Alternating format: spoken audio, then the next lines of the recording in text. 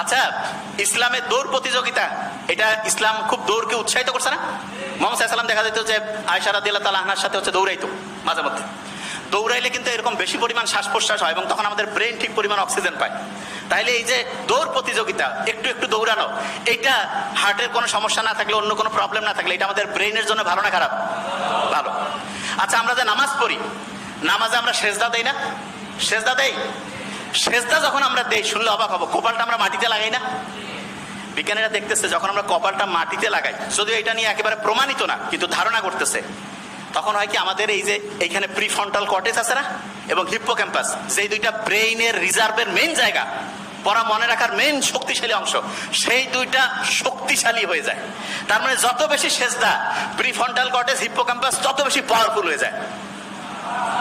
সুবহানাল্লাহ। ব্রেইন যে দামি জিনিস, এটা তো বুঝি না।